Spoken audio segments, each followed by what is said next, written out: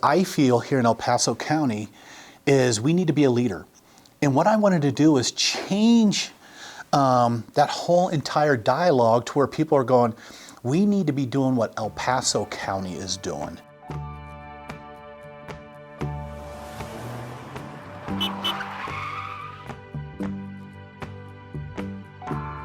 Pledge stands for Partnership Large Elections Jurisdictions. And what they do is they facilitate and assist in all aspects for large jurisdictions that have over 300,000 active voters or more, in which here in El Paso County we have a lot more than 300,000. So, you're sitting here talking about very large jurisdictions of Maricopa County, Miami-Dade, Boston, Minneapolis, St. Paul, San Francisco, Los Angeles, just a lot of the very large counties. And here in the state of Colorado, a lot of them that were there assumed Denver was the largest. Until day one, they're like, no, El Paso County, Steve Schleiker, as clerk and recorder, his county surpassed Denver a number of years ago. So we were invited because one of the things that she shared is many within this organization were reading things either through social media, podcasts or things like that of the things that we've done here in El Paso County over the last 24 months, and asked if I invited my elections, manager out as well, because it was a lot of her and her team's hard work to get us where I felt we needed to be for the general election. To go out there and just share with folks of what we've done here in El Paso County from day one. We were focused on security.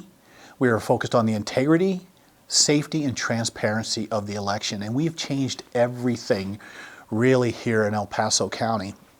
And one of the things that was really a big hit to many of those folks was what I did with our voter rolls.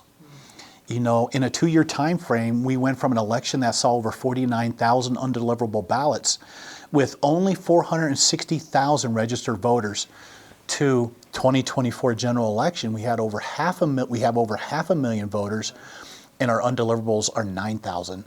It's a 450% decrease. So I shared with them what we have done. In addition, I have shared what we also have done with transparency when it comes to live streaming our ballot boxes. Believe it or not, a lot of the clerks didn't even know about that. They're like, whoa. To me, what that did is you put the information out there. And then the other thing was auditing. When you sit there and you go through the whole entire audit process, and one of which too was our website, our EPC VIP. A lot of the clerks absolutely loved that.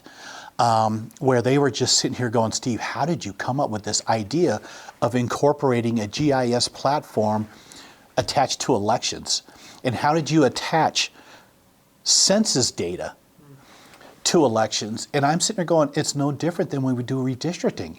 You're incorporating that data, but now we provide it to the citizens and they can actually watch the live election when it comes to registrations or voter turnout, each and every day. I was honored to sit there and just share with folks the things that we have changed from updating our voter rolls all the way through the whole entire the life of a ballot here in El Paso County, to where now the citizens in El Paso County can audit any part of an election that they want to.